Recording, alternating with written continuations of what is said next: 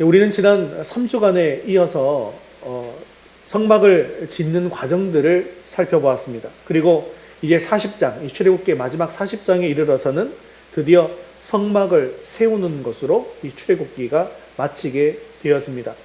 이로써 출애굽을 하고 홍해를 건너서 광야로 들어온 첫 번째 목적이 바로 율법을 받고 그리고 성막을 세우기 위한 것이다 라는 사실을 알 수가 있는 것이죠. 사실 하나님의 임재의 상징의 처소인 이 성막의 각 부분은 인간의 경지로서는 도저히 미칠 수 없는 그런 하나님의 존재, 그리고 하나님의 품성, 하나님의 절대적 주권을 가지시고 행하시는 이 구원 사역을 의도적으로 상징하고 있다라는 사실도 우리가 볼 수가 있었습니다. 그러므로 성막의 봉헌식조차도 하나님의 규례대로만 행하게 하심으로 하나님의 절대성을 드러내시고 계시는 것이죠. 또한 이것은 하나님께서 백성들과 동행하고자 하심에 있어서도 하나님의 말씀에 대한 철저한 인간의 순종이 있어야 한다라는 것을 강조하시기 위한 것이었습니다. 오늘 말씀에는 이렇게 성막을 완성하고 봉헌하는 그런 의식이 치루어지게 되어지는데요.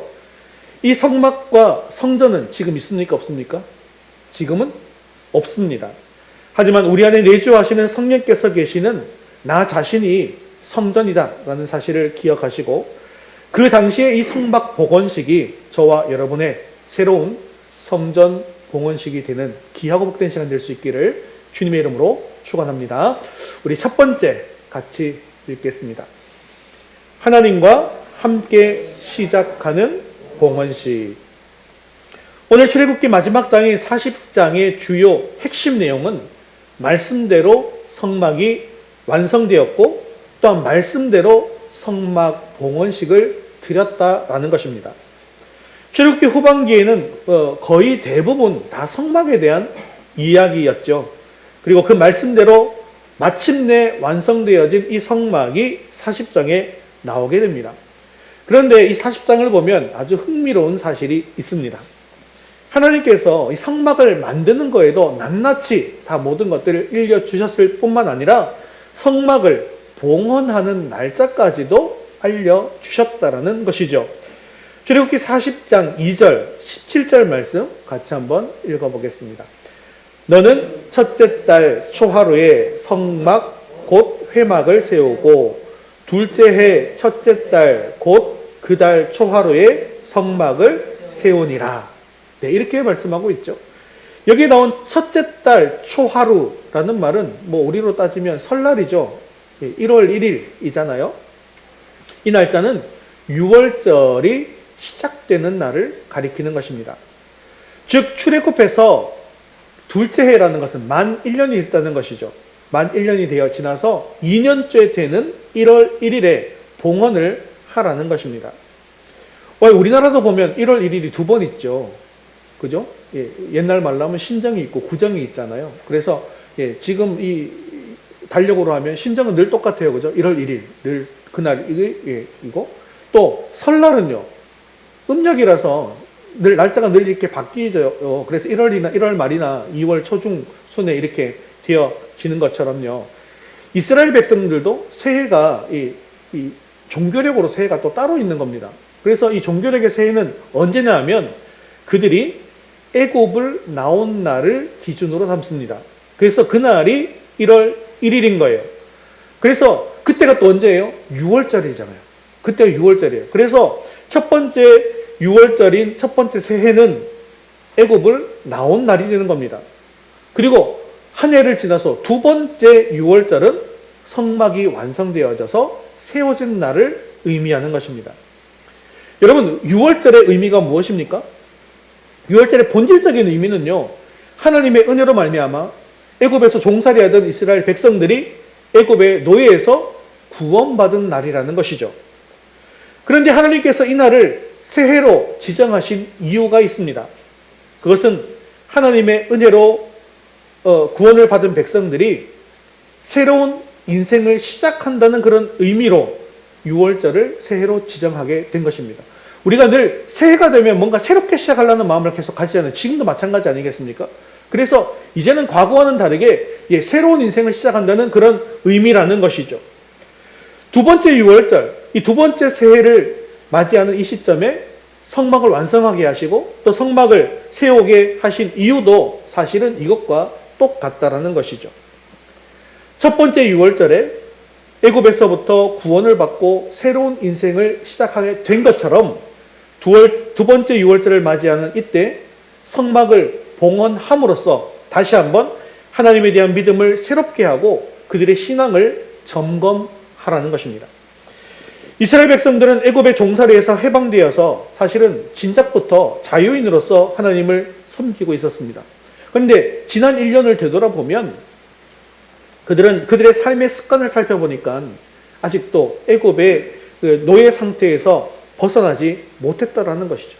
그래서 성경을 읽어보시면 광야 생활하다가 조금만 힘들면 어떻게 해요? 하나님을 원망하고 불평하는 모습들을 볼 수가 있어요. 차라리 지금 애굽에 있었으면 더 좋았을 걸, 거기서 더 맛있는 거 먹을 수 있었을 걸, 더 편안했을 걸 라고 하면서 후회하고 원망하더라는 것이죠. 심지어 시내산에 와서는 어땠습니까?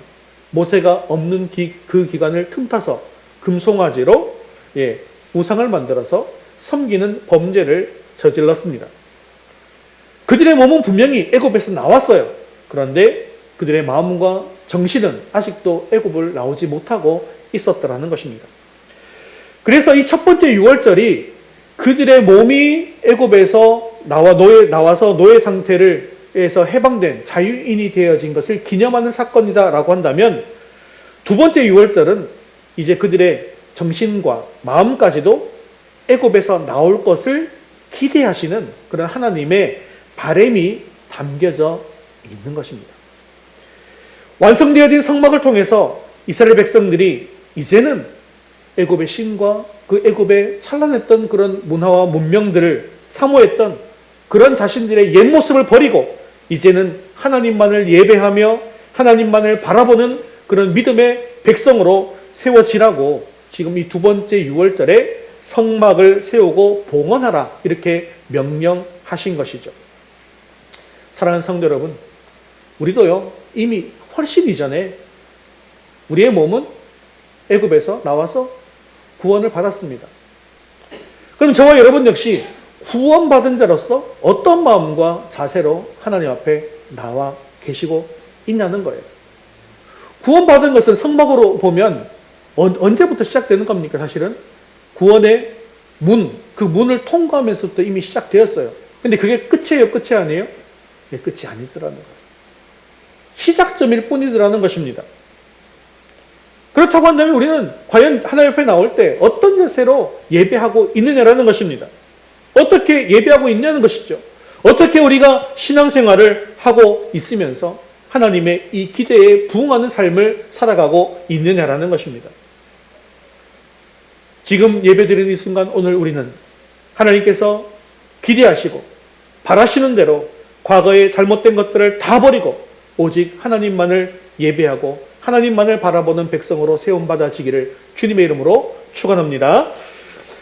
하나님께서는 그의 백성들이 온전히 하나님만을 섬기고 바라보기만을 기대하셨지만 이스라엘 백성들은 그런 하나님의 기대에 미치는 삶을 살았을까요? 아니면 못 미치는 삶을 살았을까요? 못 미치는 삶을 살았어요. 우리 출애굽기 이후에 민수기, 레위기, 민수기, 신명기, 여호수아, 사사기, 열왕기 상하까지 지금 우리가 다 읽었지 않습니까? 그런데 그들의 삶이 어때요? 철저하게 실패하는 삶을 살고 있었고 열왕기 하가 끝나는 그 시점에는 나라가 멸망하고 왕이 잡혀가는 그런 상황까지도 우리가 보게 되지 않습니까? 성막을 완성하고 봉헌한 날짜는 정확하게 이스라엘이 애굽에서 나온 지 만 1년이 되었을 때입니다. 1년에 걸쳐 광야를 걸어서 시내산에 도착하게 된 것이죠. 그리고 민수기에 보면요, 가나안 땅 바로 앞에 위치한 곳이 어디냐면 가데스 바네아인데요. 이 가데스 바네아 앞에 도착한 것이 또 1년이 걸렸다라고 기록하고 있습니다. 즉 애굽에서 나와서 만 2년에 걸쳐서 가나안 땅 바로 앞에까지 가게 된 것이죠.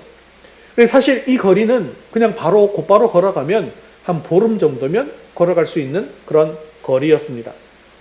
하지만 하나님께서는 이스라엘 백성들에게 그 기간 동안 율법을 주시고 성막을 세우게 하시고 하나님의 백성으로서 여러 가지 준비시키기 위해서 천천히 2년이라는 시간 동안 가나안 땅 입구까지 가게 하신 것입니다.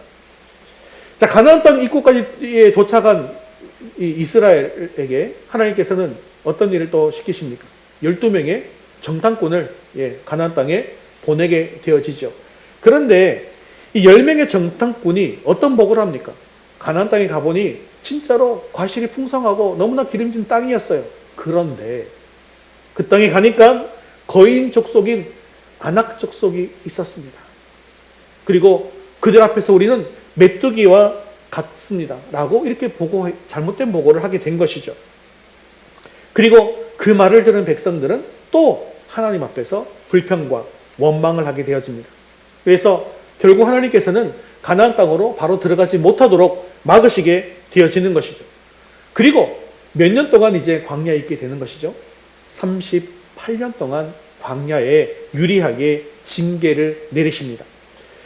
원래 하나님의 계획은요, 2년에 걸쳐서 가나안 땅에 들어갈 수 있도록 하는 것이 계획이셨어요. 그런데 이스라엘은 불신앙 때문에 40년이 걸려서 가나안 땅에 들어가게 되었다는 것이죠. 하나님의 기대와는 다르게 결국 이스라엘 백성들은 하나님의 말씀과 뜻대로 순종하며 살지 못했습니다. 그리고 미성숙한 신앙으로 말미암아서 더 고생하는 삶을 살게 되어집니다. 그런데 이것은요, 지금 현재를 살고 있는 우리들도 마찬가지다라는 생각을 가지셔야 합니다. 우리는 분명히 구원받은 하나님의 백성이 맞습니다. 그럼에도 불구하고 하나님의 기대와 바람에 어긋나는 그런 삶을 살게 되어진다고 한다면 우리들도 이스라엘 백성들처럼 2년 만이면 갈 수 있는 길을 40년 동안 방황하는 그런 고생을 할 수도 있더라는 것이죠. 그런데 물론 하나님께서는요, 하나님의 백성을 절대로 버리시지 않으십니다. 40년 동안 이스라엘이 그렇게 징계를 받는 과정 속에서도 여전히 이스라엘 백성들에게 하나님께서는 만나를 내려주셨고 불기둥과 구름기둥으로 그들의 삶을 인도해 주셨고 또한 그들의 신발과 옷이 헤어지지 않도록 역사해 주셨습니다. 즉 하나님께서는 한 번 택한 그의 백성들을 결코 버리시지 않는다라는 것이죠. 그러나 하나님 보시기에 합당하지 못한 믿음의 백성과 자녀들에게는 안 당해도 될 그런 고난, 그리고 안 맞아도 될 그런 사랑의 매를 경험하는 고통도 당할 수 있다는 것입니다. 하나님은 지금도 성전 봉헌식을 앞둔 하나님의 백성과 자녀인 우리들에게 성숙한 믿음의 백성으로 자라날 것을 기대하고 있다는 것을 기억하시기 바랍니다. 즉 하나님이 나를 죄의 속박으로부터 구원해 주신 그 뜻 속에는 우리가 하나님과 더욱더 가까이 교제하고 하나님을 온전히 예배하며 하나님과 동행하는 삶을 사는 주의 백성으로 세워지기를 원하시는 그런 기대가 숨어져 있더라는 것이죠. 이것에 대해서는 여러분들이 지금까지 배워왔던 성막의 문부터 시작해서 저 지성소까지 들어가는 길들을 계속해서 머릿속에 상상해 보시면서 자기 하루하루를 돌아보시면 하나님께서 우리가 이렇게 살기를 기대하시는구나라는 것을 알고 살아갈 수가 있는 것입니다. 그래서 이스라엘 백성들이 애굽을 나온 직후에 율법을 주신 것이고 성막을 짓게 하신 것입니다. 율법을 통해서는 하나님의 뜻이 무엇인지를 알게 해주신 것입니다. 그리고 성막을 통해서는 하나님 앞에 나와서 하나님을 경배하고 하나님과 교제하고 하나님의 일을 온전히 감당하는 주의 백성으로 세워지기를 바라셨다라는 것이죠. 이것은 지금의 저와 여러분에게도 동일하게 해당되는 일입니다. 하나님은 예수 그리스도의 대속의 은혜로 구원받은 우리들에게 성령님을 보내셔서 우리 마음속에 거하게 하셨습니다. 그래서 우리의 몸과 마음이 성령 하나님께서 거하시는 성전이 되게 하셨습니다. 그리고 우리의 몸과 마음이 하나님을 예배하고 하나님과 교제하고 하나님께 영광 올려드리는 거룩한 주의 백성으로 또한 거룩한 제사장으로 세워지기를 원하신다는 것이죠. 이제 성막 설계의 마지막 시간인 지금 우리도 하나님과 함께 새롭게 시작하는 그런 영적인 성전 봉헌식을 드리는 시간이 될 수 있기를 간절히 바랍니다. 말씀을 통해서 하나님의 뜻을 바로 알고 하나님 앞에 나와서 온전한 예배를 드리며 성숙한 하나님의 백성으로서의 삶을 살아가는 저와 여러분 되시기를 주님의 이름으로 축원합니다. 우리 두 번째 같이 읽겠습니다. 말씀대로 준행하는 봉헌식, 우리 9절 말씀 같이 읽겠습니다. 또 관유를 가져다가 성막과 그 안에 있는 모든 것에 발라 그것과 그 모든 기구를 거룩하게 하라. 그것이 거룩하니라. 아멘. 9절부터 16절까지는 하나님께서 성막과 성막에 쓰일 기구들의 관유라는 기름을 바르게 하시고 성막에서 하나님을 섬길 제사장을 구별하여서 세우라라고 말씀하고 있습니다. 이 관유라고 하는 것은 하나님께서 명령하신 거룩한 그런 기름인데요.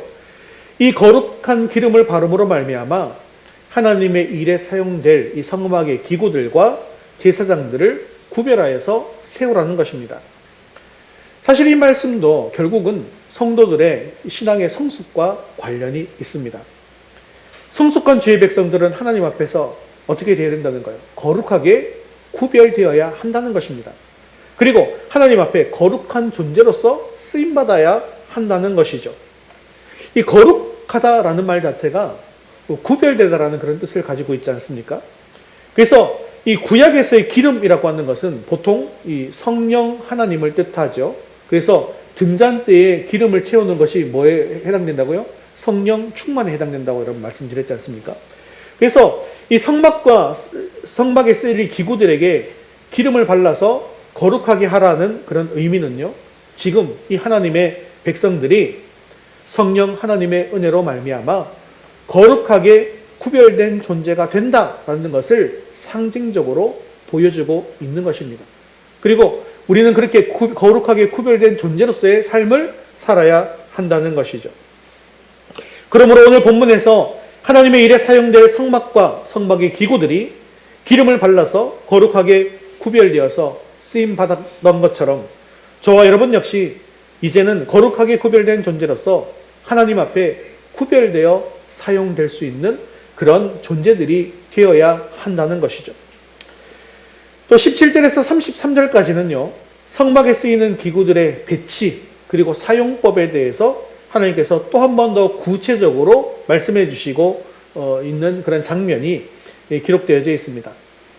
그런데 성막이 실제로 세워지는 과정 속에서 정말로 중요한 이 기록이 있습니다. 그게 바로 이 출애굽기 40장 16절 말씀입니다. 그같이 행하되 명령하신 대로 다 행하였더라. 성경은요, 이 이에 이어서 계속해서 이 모든 기구들이 설치될 때마다 여호와께서 모세에게 명령하신 대로 다 그대로 되니라 라고 이렇게 정리하고 있습니다. 그리고 이 말씀은 무려 7번이나 반복되고 있습니다. 이것은 마치 처음 하나님께서 세상을 창조하실 때 6일 동안 창조 과정에서 하나님께서 하라, 되라 라고 명령하시고 그것들이 그대로 되어서 완료될 때마다 그대로 되니라. 하나님 보시기에 좋았더라 라고 하는 그것을 떠올리게 하지 않습니까? 그때는 하나님께서 명령하셨고 만물이 명령하는 대로 스스로 이루었습니다. 그러나 성막을 만드는 과정에서는 모세를 세우시고 그에게 말씀하신 후에 모세의 순종을 통해서 말씀대로 온전히 이루어져 가는 모습을 보여주고 있더라는 것입니다. 이것은 우리에게 대단한 신앙의 원칙을 말씀하고 있는 것이죠. 무에서 유를 창조하고 하나님의 모든 역사를 이루어가는 원동력이 어디에 있습니까? 말씀에 있습니다. 하나님 안에 품고 있는 모든 계획과 의지가 말씀으로 선포되어지면 그것은 반드시 이루어져서 실제가 되어지고 하나님의 역사가 되어집니다. 하나님께서는 모든 것을 말씀대로 이루어 가시는 분이라는 것이죠.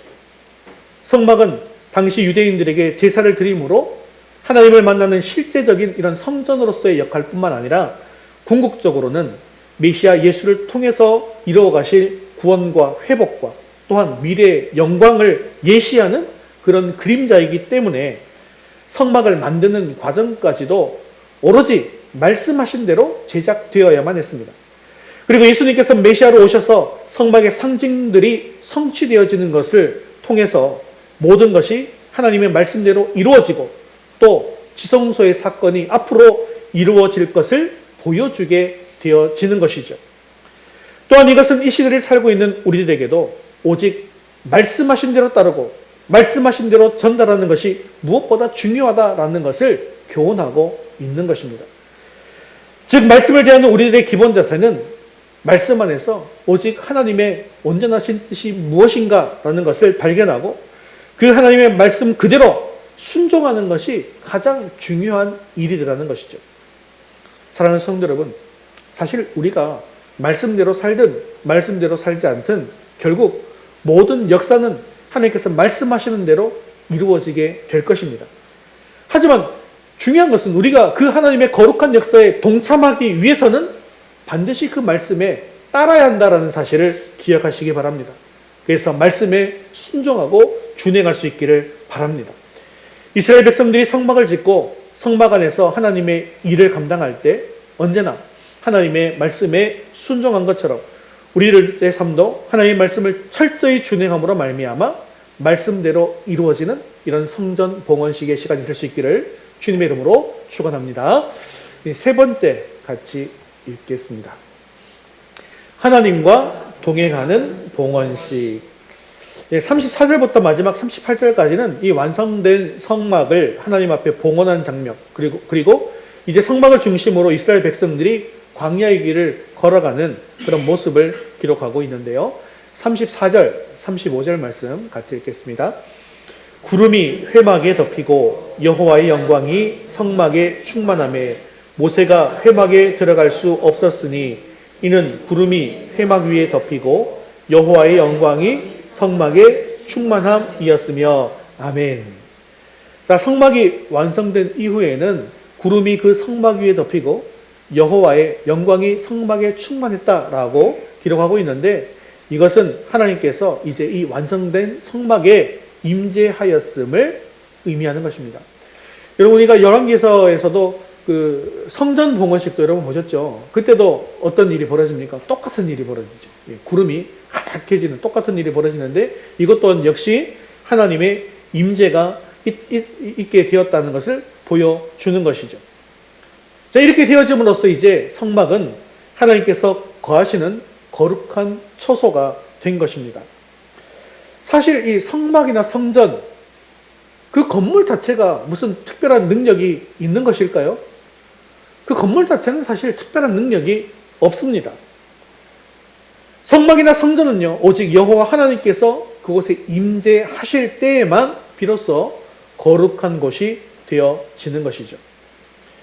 물론 이스라엘 백성들이 오랜 시간 정성 들여서 만든 이 성막은 각종 금은 보화와 금은 보석과 좋은 천과 아름다운 재료들로 화려하게 만들어졌습니다. 하지만 성막이 진정으로 고귀한 곳이 될 수 있었던 것은 이런 외형적인 아름다움이 아니라 바로 그곳에 하나님께서 임재하셨기 때문이라는 것이죠. 즉 거룩한 성전이다라고 하는 것은 그곳에 하나님께서 계시느냐 계시지 않느냐로 결정되더라는 것입니다. 그런데 이것은요 성도들도 마찬가지입니다. 우리가 거룩한 무리 즉 성도가 될 수 있는 것은 내 자신이 뭐 특별하거나 거룩하거나 어떤 특별한 능력이 있거나 훌륭하거나 그렇기 때문이 아니라 우리 안에 거룩하신 하나님께서 거하시기 때문이라는 것이죠. 우리가 아무리 남들보다 돈이 많고 또 치장을 잘하고 또 뛰어난 능력을 가지고 있다 할지라도 우리 안에 하나님께서 계시지 않는다면 우리는 결코 성도가 될 수가 없는 것이죠. 우리는 매일 아침 일어나서 거울 앞에서 자기 자신을 돌아봅니다. 밤새 내 모습이 얼마나 흐트러져 있는지를 살펴보게 되죠. 그런데요, 성도들은 그것보다 앞서서 살펴보아야 할 것이 있습니다. 여러분, 성막의 구조를 한번 살펴보시면 우리가 성도가 되었다라는 것은 어디에 있을 때입니까? 어디에 있을 때요? 구조에 보시면 어디에 있을 때입니까? 여기에 있을 때입니까? 여기에 있을 때입니까? 여기에 있을 때예요. 즉 성도가 되었다는 것은 결국 성막들에 들어와 있을 때입니다. 성막들 안에 들어와 있을 때. 그러면 자, 성막들 안에 들어가 있다는 것은 무슨 의미냐면 문을 열고 들어가면 제일 먼저 무엇을 만나게 됩니까? 번제단을 만나게 되어지는 것이죠. 그리고 번제단을 지나서 그 다음에 만날 것이 무엇입니까? 물두멍입니다.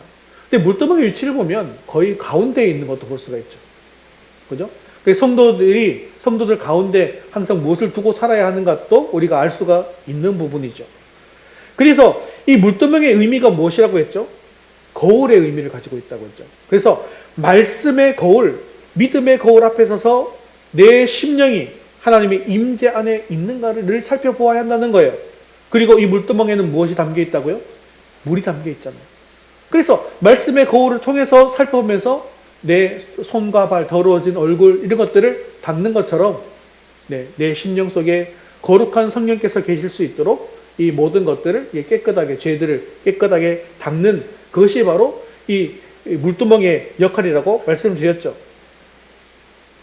이렇게 우리가 물두멍 앞에 서서 매일매일 하나님의 임재 안에 있는지를 살펴보게 되어질 때에 우리는 하나님과 사람들 앞에서 부끄럽지 않은 거룩한 하나님의 백성이 될 수 있다는 것입니다. 그리고 이렇게 물두멍을 지나서 이제 어디로 들어가게 되어집니까? 성소로 들어가게 되어지는 것이죠. 우리는 거룩한 제사장으로서 등잔대를 통해서 성령 충만을 받고 또 떡상을 통해서 하나님의 말씀을 먹으며 그리고 분향단을 통해서 하나님과 기도하고 교제하고 예배하는 자리로 나아갈 수가 있게 되어져서 하나님의 일을 감당할 수가 있게 되어진다는 것이죠. 그래서 제사장으로서의 부끄럽지 않은 삶을 살아갈 수가 있게 된다는 것을 이야기하고 있는 것입니다.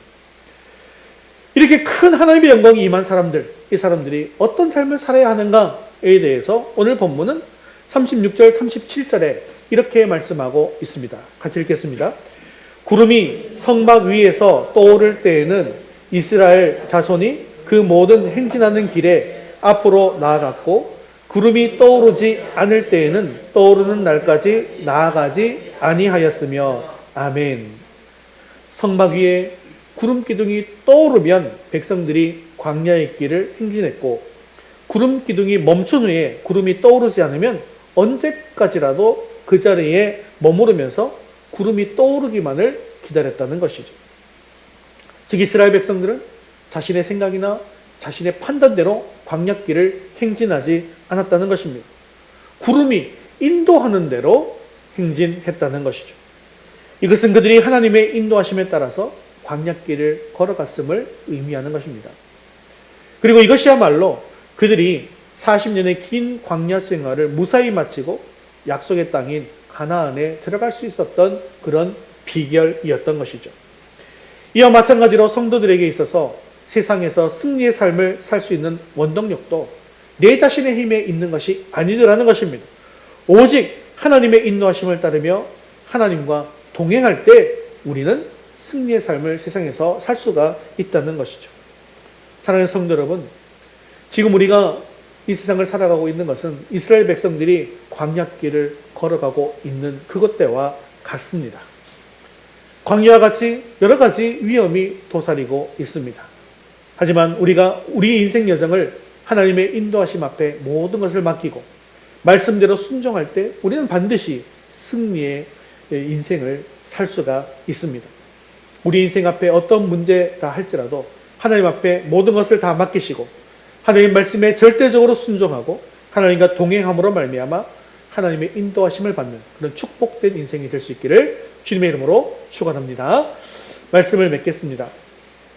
하나님께서는 이 하나님의 백성들이 성숙하기를 기대하고 계십니다. 오늘 우리 성전 봉헌식에 참여하는 여러분들 하나님 앞에 성숙해지겠다고 믿음이 예수 그리스도의 장성한 분량까지 자라가겠다고 그렇게 결심하고 결단하셨습니까? 이렇게 되기 위해서 우리는 하나님의 말씀에 순종하고 하나님과 교제하고 하나님을 늘 예배하는 그런 믿음의 삶을 살아야 할 것이며 또한 하나님께서는 지금 이 시간 그것을 기대하고 계시더라는 것입니다. 이러한 삶을 우리가 살 수 있게 하기 위해서 예수님께서 십자가를 지신 것이고 또한 부활하신 것입니다.